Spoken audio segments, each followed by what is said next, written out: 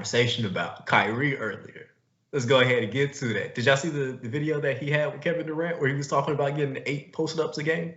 Like, I don't know if that's a joke or not. That just I hope it I is. did not see that. That sounds. yeah. Katie was like, I mean, you could do like 2.5. I am an adamant Kyrie hater. Like, so strange. not on the level of like my Draymond hate, but it's up there. And the only reason is because I think he is so overrated. It is insane. Like, I'll just give a couple reasons right now. One, he doesn't win without LeBron. Two, even when he had a chance to win with a good team in the Boston, they played better without him. Three, you watch him play the game, he generally just holds on to the ball too long, and not in like an efficient or good for the team Chris Paul way. Yeah. It is a Kyrie way, and Kyrie has never been a good leader or a good basketball leader on the court, except when he played with arguably the greatest player of all time. And that goes for before LeBron showed up and after LeBron left, or after Kyrie left. I was like, okay, so like Kyrie's got that. He got that rub, kind of like how LeBron got that rub from Dwayne Wade when he went to Miami. You know what I mean? Like, oh, he knows how to win. He knows how to, he's coming to himself a bit more, especially watching that playoff series. But then he just didn't, and I was like, oh, that's just LeBron raising the stock of everyone around him.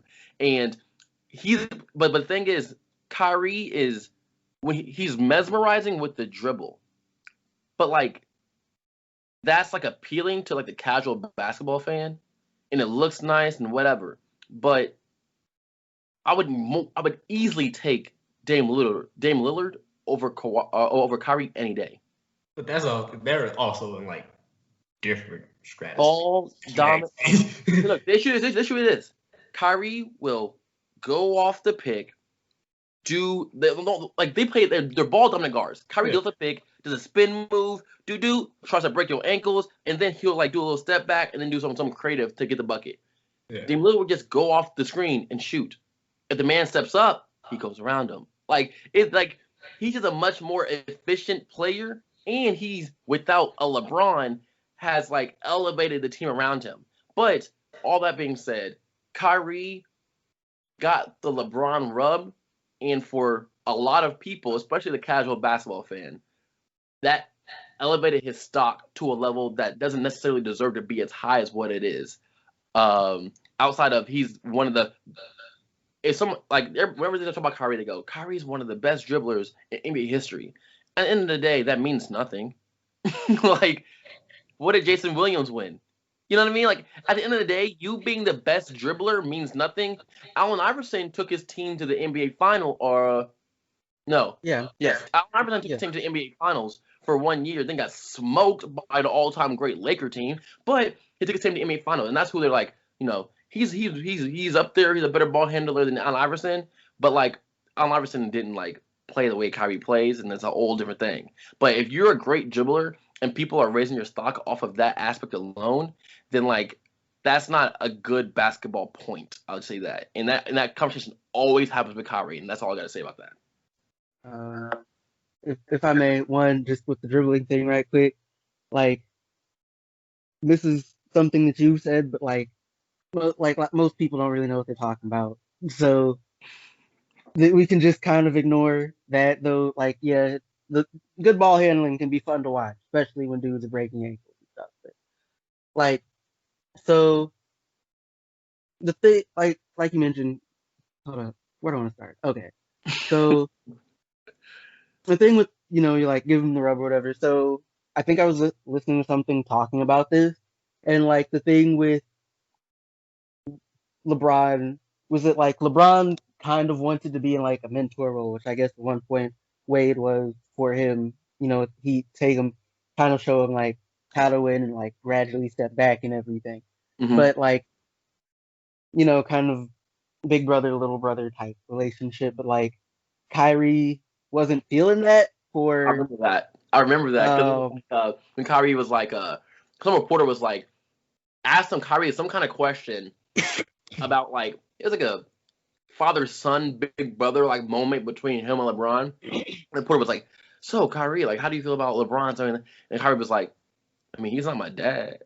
So like, I remember that. That's funny. Like, and like, I guess a part of the consequence of that is like he never really learned a lot of the lessons that like he probably should have learned. Mm-hmm. Like in terms of like making teammates better and like stepping up in certain ways, like in his case, like defensively and in terms of like playmaking for your team and whatever. And just so like he doesn't want to be that like he doesn't want to be mentored or whatever. He doesn't really learn the lessons, and he goes to Boston and like you said, the young Boston team played better without him. Yeah. If some stuff I was just kind of glancing at like ESPN or something, if you believe the young Nets team plays better with him on the bench, and ultimately I think a lot of that is like one, he's not a very good leader, and his opinions on things are apparently kind of trash. And this is ignoring like believing the Earth is flat and whatever. But like I think there was something I saw that like at one point he said some mess about like he didn't really view didn't view Nash as like a head coach for real. Like there would be some kind of like partnership, and I think there was something I saw earlier where he's just like, scratch that, like I don't really think we have a head coach or some mess, and it's just like, sir, just at the very least shut up. Like at the very least you can stop talking. Like one of my biggest issues was when he played for Boston. So that year he got hurt, and Boston did really well in the playoffs, right? Like unexpectedly well, I'll say that. Right. And then the next year he plays, and so during that playoff run where he was out, Jason Tatum was eating. Like he was eating. Like that's a playoff series where he dunked on LeBron. Like he was eating, right? And then the next year Kyrie comes back, and all these TV analysts, right, these quote unquote experts were like, "Oh, Jason Tatum's not like he's not what we thought he was. He's not great. He's regressed." And I'm like, "Yeah, he's regressed because of one player." Like Kyrie that year obviously was stunting the growth. Like it is what it is. It's his game. He was stunting the growth of the rest of the Boston Celtics. He leaves, they're doing great without him. With essentially the same players. You know what I mean? So I think that year kind of really shifted my dynamic, or those 2 years shifted my whole like understanding of the way I thought about Kyrie, because I had fallen prey to like I don't know the way Kyrie's been presented the entire time, right? And watching him play with the Cleveland Cavaliers and whatever. But then it just took the years after that championship run for me to realize like, oh, this guy's just literally a Harlem Globetrotter in the NBA. That's like what he is. Curly Neal is the guy's name? Who like I'm sorry, argument though, the Globetrotters probably share the ball more than Kyrie. Honest about I like that. You're right. The Globetrotters do share the ball more than Kyrie. But yeah, I 100% agree with everything you just said, Calvin. 100%. So I guess I got to be Kyrie protector here.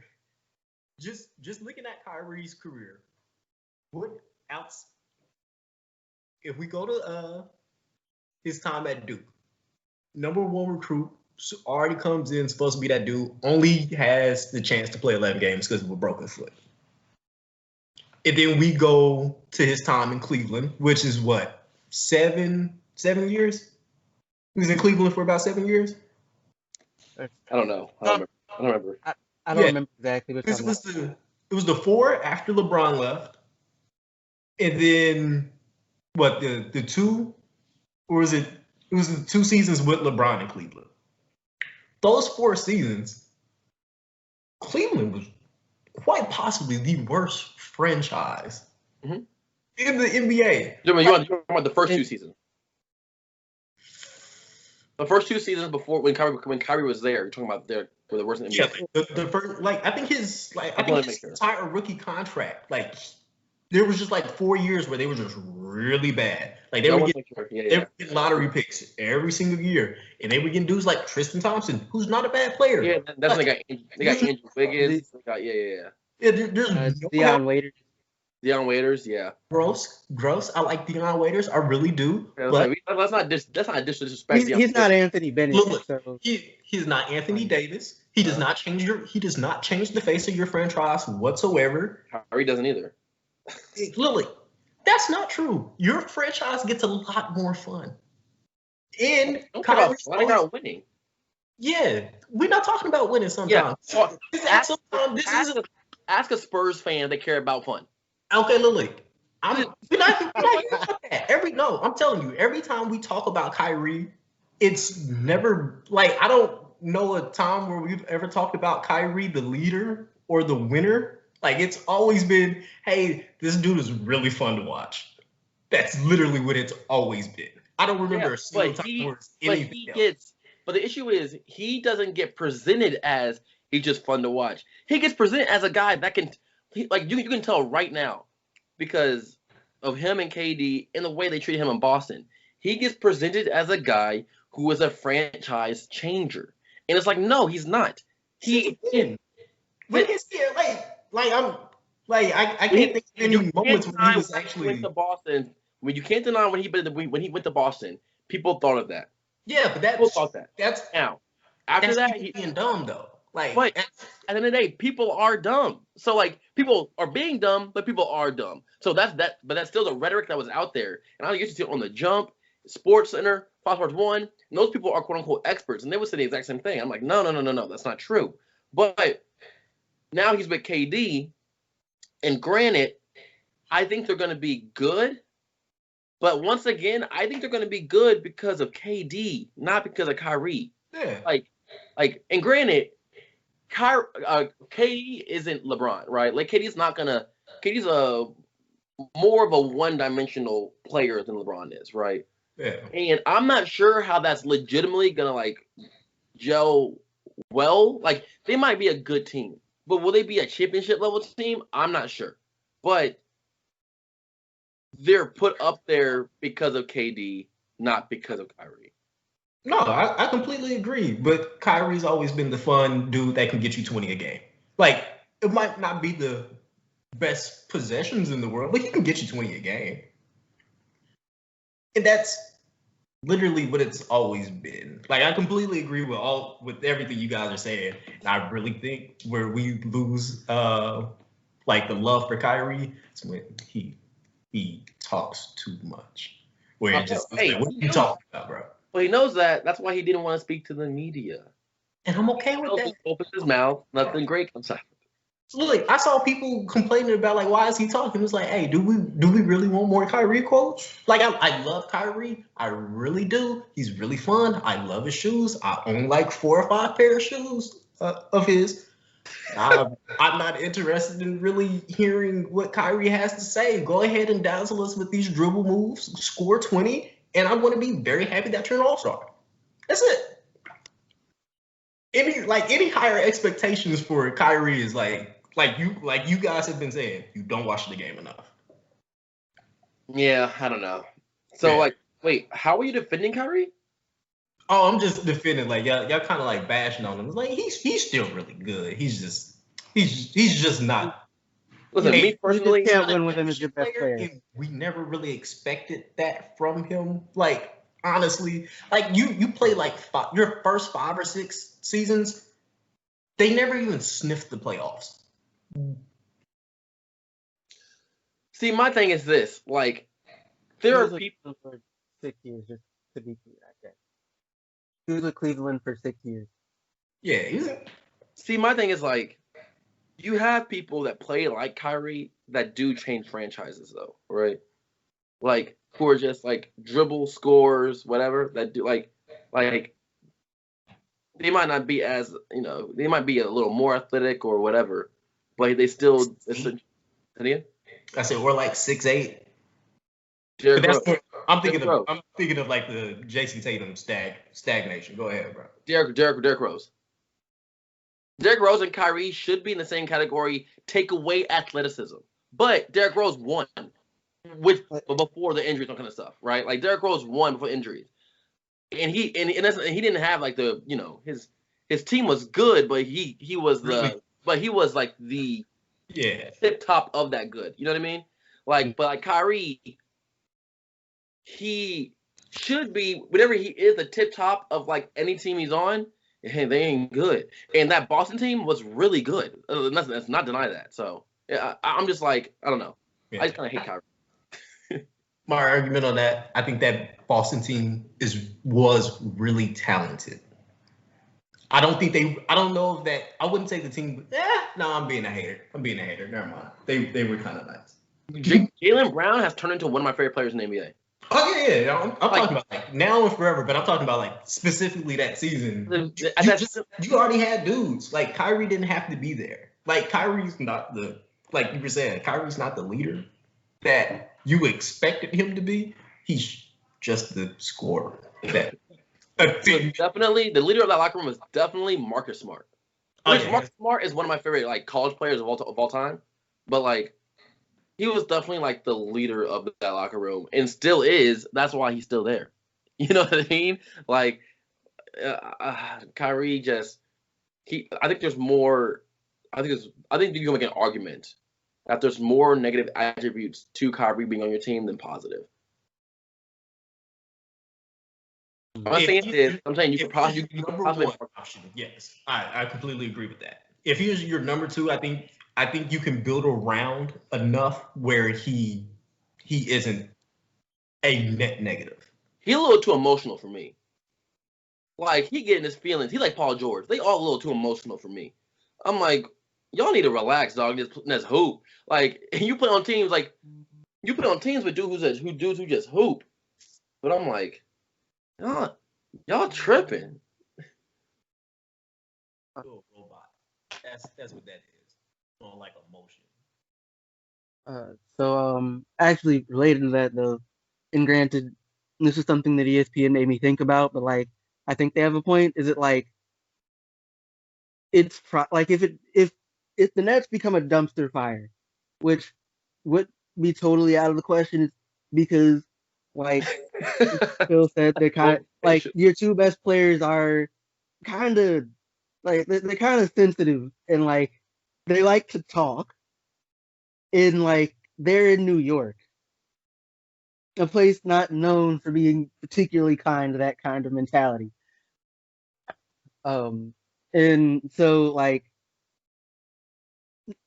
and besides that, it's kind of there's I feel like there's kind of a question of like who's gonna be, the leader, if you will. Like it can't be Kyrie. He's just it just can't.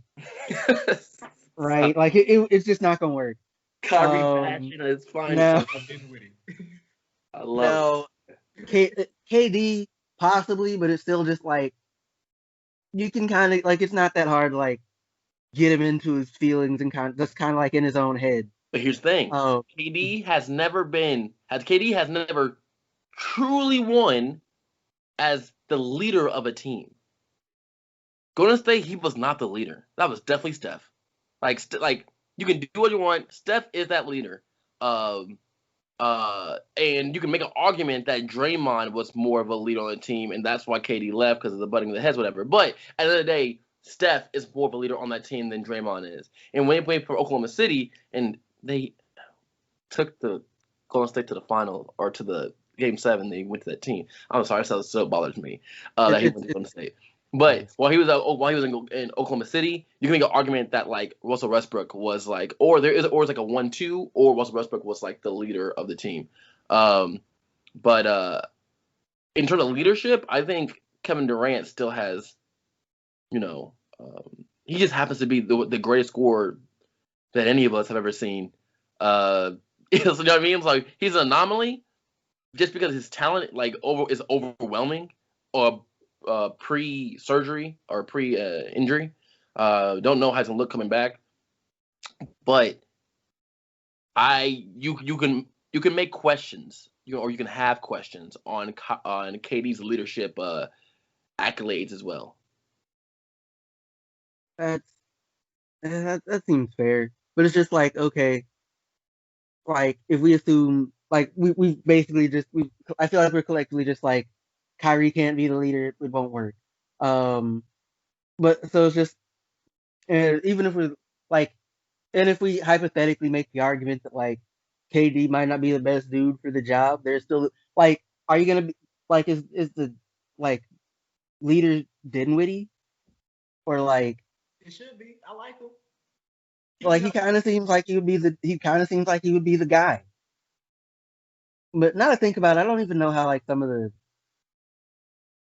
how I should probably watch some next game. So I'm like, I don't know how he fits with Kyrie or how anyone does for that matter. Dinwiddie. Dinwiddie can kind of be your like your catch and shoot dude. Like he's a pretty good shooter and he's a secondary ball handler. I can almost see some plays where they have him run the point and have Kyrie off ball. Okay. I don't know how uh, those possessions are going to turn out, but I could definitely see them doing that. This is just gonna eat. Look, this is gonna be a great partnership or a great situation for KD and Kyrie. Or once, like Calvin said, it could be a dumpster fire. Also, probably a terrible situation for Nash to walk into now that I'm thinking about it. Like as a coach. All right. I think the most fun that we're missing from all of this is that we know whether it's good or bad, it's going to be extremely entertaining. And that's what I'm here for. Like that's the whole reason why we love the game, right? Like yeah, like the game is special to us. It's an entertainment factor. That's part of the reason why I'm here. Like I love this partnership, good, bad, or ugly. This is going to be fun for me. I can't even get mad, but like I don't know. I don't think like I'm not sure I'm crazy about the idea of a man, like dreams or concepts of coaching basketball dash by a dude who believes the earth is flat in his first year attempting it. Hey, Calvin, say that sentence again and tell me that wasn't the most fun sentence you've said all day. That's fair. It sounds ridiculous. It sounds That's ridiculous. beautiful, bro. That is a book. That is a book that one man destroys your coach's dreams. All while being a flat earther.